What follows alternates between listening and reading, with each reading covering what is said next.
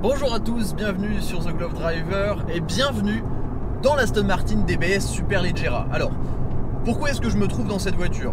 Aujourd'hui, on est le jour du départ de la course des 24 heures du Mans. On s'est levé assez tôt avec Pierre pour pouvoir vous faire un essai de cette voiture, puisque nous avons été invités tous les deux par Tag Heuer en partenariat avec Aston Martin et Aston Martin Racing pour participer donc avec Tag Heuer aux 24 heures du Mans et principalement aussi pour célébrer l'anniversaire de la montre Tag Heuer Monaco que je porte à mon poignet.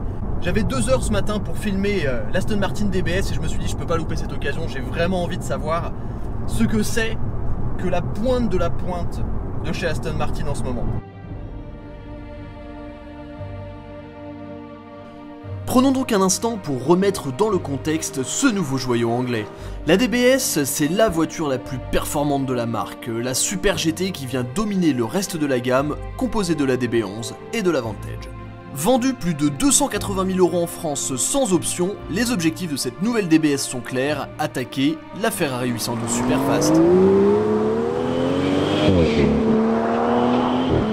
Et donc, il y a la version normale, la DB11, et il y a la version très énervée, la version Super GT.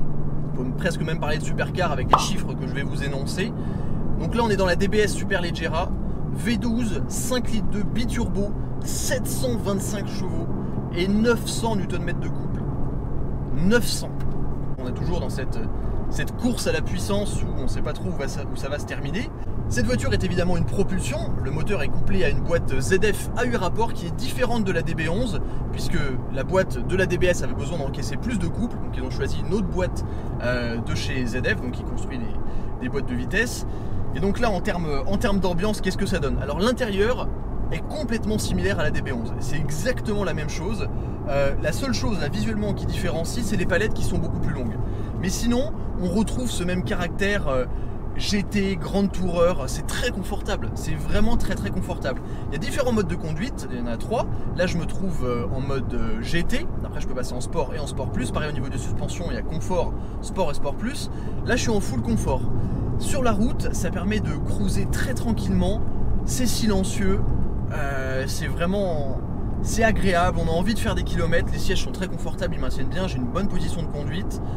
Vraiment c'est un environnement qui est accueillant. Mais bon, tout cet environnement, je l'ai déjà décrit lorsque j'ai essayé la DB11 AMR. Hier dans la DB11 AMR, j'avais 630 chevaux. Là, ce que je veux savoir, c'est qu'est-ce que ça fait d'avoir 100 chevaux de plus. Donc ce qu'on va faire, c'est passer en mode hop, sport. Immédiatement, on sent qu'il y a le frein moteur qui se met en place, les valves d'échappement qui s'ouvrent, ça rétrograde. Je me mets en mode sport au niveau des suspensions. Manuel. 3e, 2e. Et là, on va voir, c'est la première accélération que je fais avec cette voiture.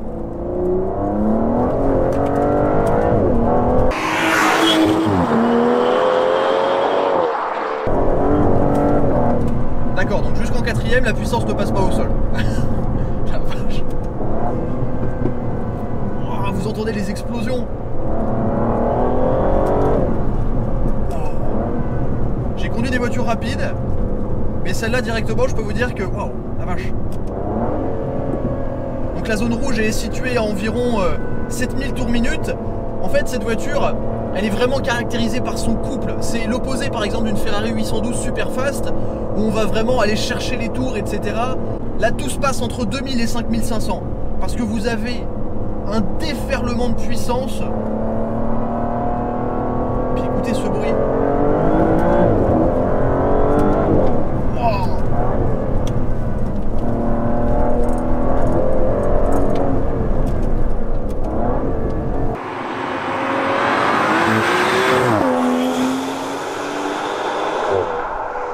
La puissance est démoniaque, tellement démoniaque que tout ne passe pas par terre. C'est-à-dire que 2e, 3e, vous avez des coupures de puissance parce que le SP tout simplement coupe la puissance parce que la voiture, les pneus arrière ils suivent pas quoi. Pourtant on a du 305 à l'arrière, donc c'est des gommes qui sont énormes.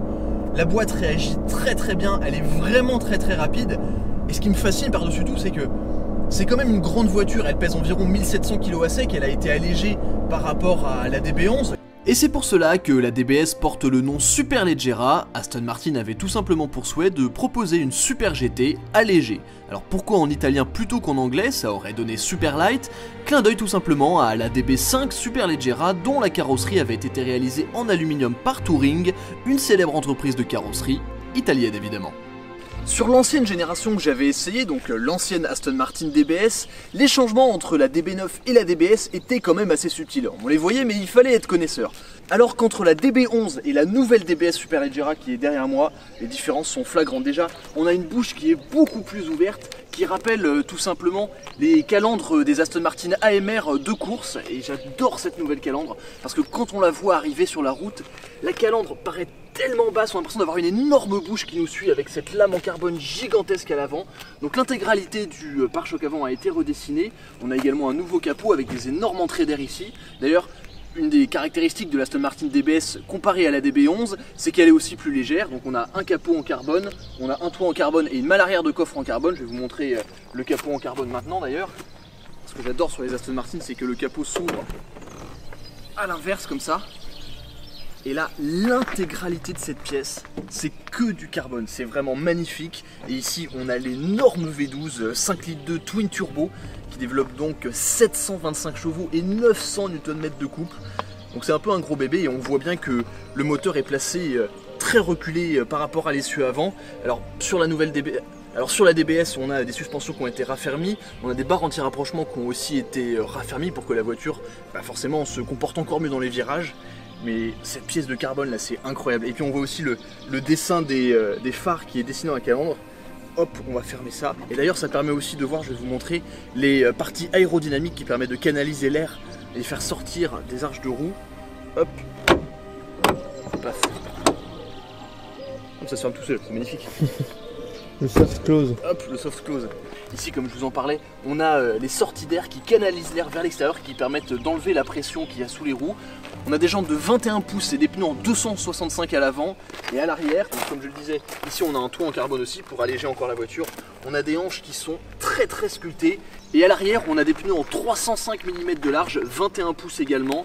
Et après bon, on arrive sur l'arrière. Alors l'arrière de cette DBS Superleggera est beaucoup plus musclé comparé à la DB11. On voit par exemple des choses assez intéressantes comme la quadruple sortie d'échappement. Je vous ferai écouter le moteur tout à l'heure, mais ça fait un son monstrueux même si c'est un moteur biturbo et ça c'est génial.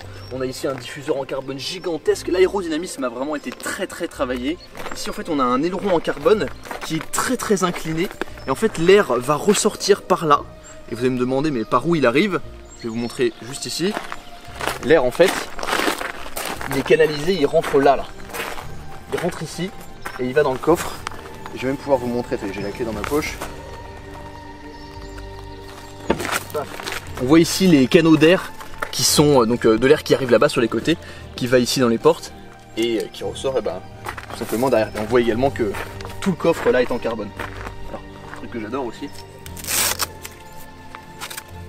Au cas où il pleut, le parapluie Aston Martin, quand même cool. Paf. Soft close également sur le coffre. C'est grand luxe Aston Martin.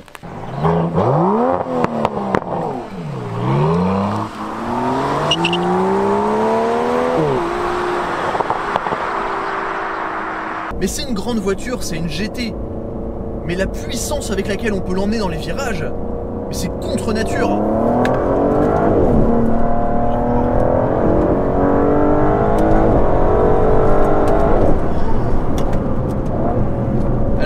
Information, le 0 à 100 km/h s'effectue en 3 secondes 4. Mais c'est pas vraiment ça qui est important puisque le 0 à 100 il est difficile à passer sur la route. Non, ce qui est vraiment important c'est le 80 à 170. 4 secondes.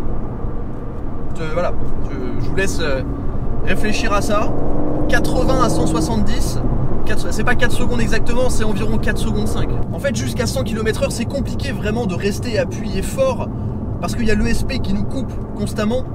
Mais en revanche, c'est après 100 km/h. Mais vous avez l'impression que... On a l'impression que c'est un départ arrêté à partir de 100 km/h. C'est incroyable. Et j'imagine qu'en passager, la poussée, ça doit être... Ouais, c'est violent. Allez, je vais la mettre en Sport Plus. Donc là en Sport Plus, j'ai l'écran devant moi qui passe en rouge. Je m'accroche dans le fond du siège parce que je sens que ça va être... Donc là je suis à 2000 tours minute. Je vais appuyer progressivement sur la pédale. Ça monte, 4000. C'est à 4000 que ça se réveille. Il y a un espèce d'effet biturbo, alors qui est pas très violent, mais qui est monstrueusement puissant quoi.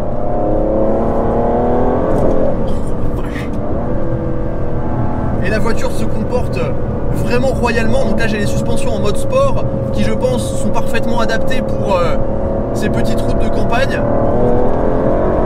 Mais j'ai jamais été collé au siège comme ça en partant de 90, c'est dingue.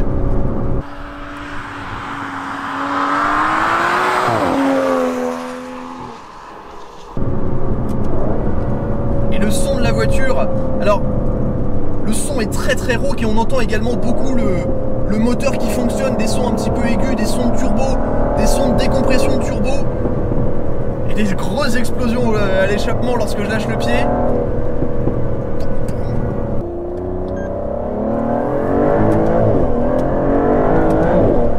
Il faut être vraiment rapide au niveau du passage de rapport parce que ça monte très vite à la zone rouge.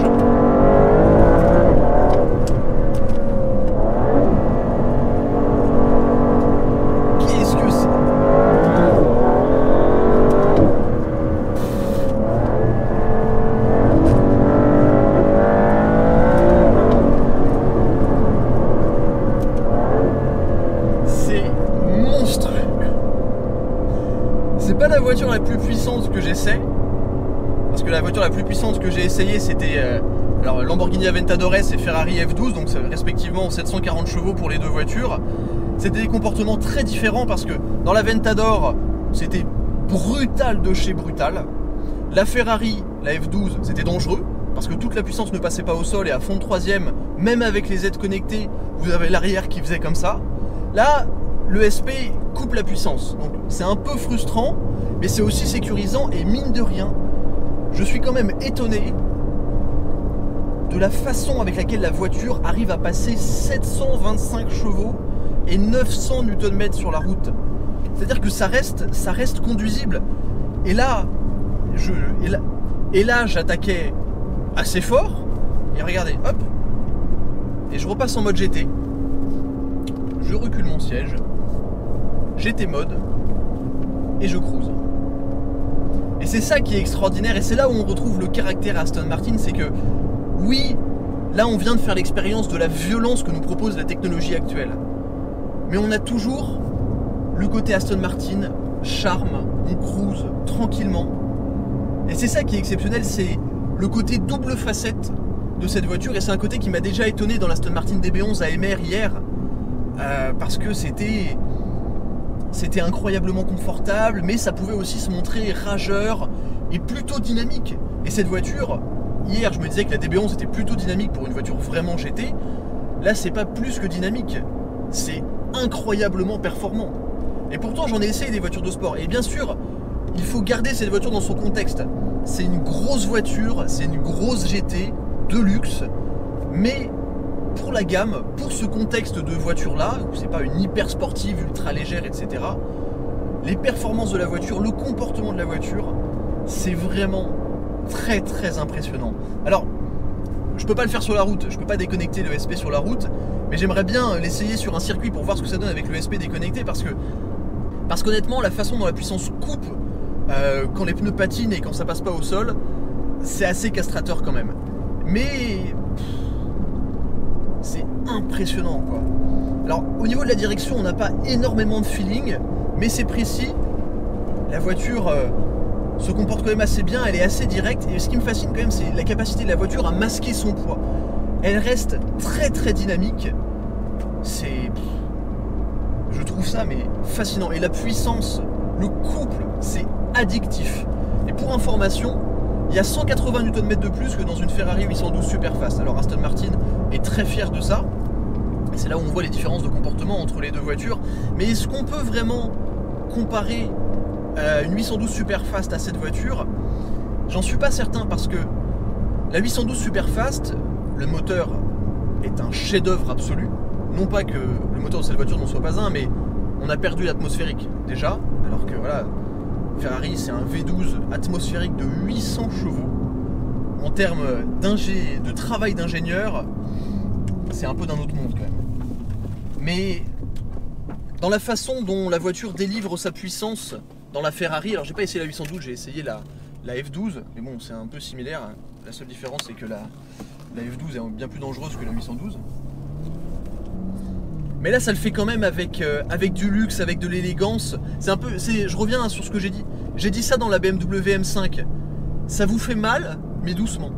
Alors que dans la Ferrari 812 ou la F12, ça vous fait vraiment mal. C'est-à-dire que il faut être accroché quoi. Là ça se conduit quand même très facilement.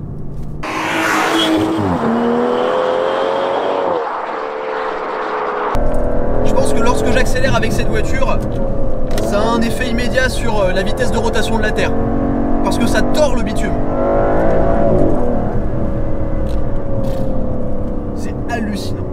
Ça me permet aussi de faire la comparaison directement avec la DBS que j'avais essayé, voir l'écart de génération. Sur l'ancienne DBS, on était vraiment encore sur une voiture, malgré les petits changements sportifs, on était encore sur une voiture dans laquelle on avait envie de se balader, de cruiser, on n'avait pas envie d'attaquer. Là, on a envie de jouer avec. Ça bouge. Oh, le bouton de l'ESP clignote plus que le bouton du passage de vitesse. Démentiel. Vitesse max 340 km/h. Et quand je vois comment ça accélère là, même sur des petites routes, je pense que les 340 km/h, vous les atteignez en fermant les yeux. C'est indécent la façon dont ça prend de la vitesse. C'est indécent. Et je pense qu'on peut terminer sur cette note. Je suis content d'essayer cette voiture parce que c'est la voiture la plus puissante que j'essaie sur la chaîne. 725 chevaux. Ouais, c'est une expérience. C'est vraiment une expérience. Est-ce qu'on sort un peu du cadre Aston Martin? Peut-être un petit peu, mais ça vaut le coup d'être essayé.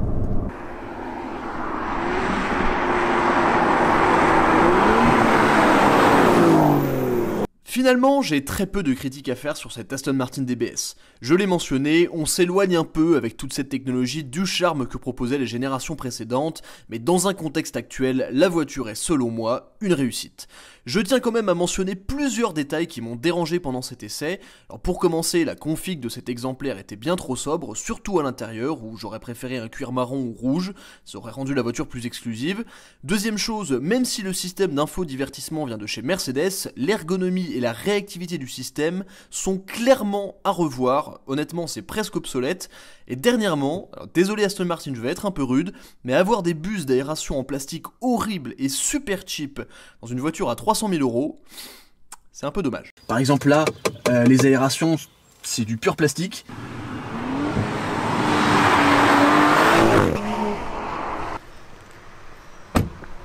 C'est maintenant l'heure d'aller direction les 24 heures du Mans pour le départ de la course qui aura lieu à 14h30. J'espère que cette vidéo sur cette Aston Martin DBS Superleggera vous a plu. Si c'est le cas, abonnez-vous pour ne louper aucune des prochaines vidéos. Surtout suivez-moi sur Instagram. Un grand merci à Pierre qui est derrière la caméra et qui m'aide souvent à filmer. Alors aujourd'hui on n'avait pas de drone, on n'avait pas le temps. Le lien de son Instagram et de son site internet sont dans la description. Je vous dis à la prochaine sur The Glove Driver. Un grand merci à Tag Heuer évidemment et Aston Martin pour l'opportunité d'essayer cette voiture. J'espère que ça vous a plu. Et à la prochaine. Faut que je sois à l'heure. C'est parti. Salut. Surpiqué à la main, etc. Et le miroir, il coulisse tellement bien. C'est stupide, mais c'est génial. Ah, c'est stupide comme réflexion de ma part, je veux dire, pas la voiture. J'ai envie de faire ça toute la journée. C'est top.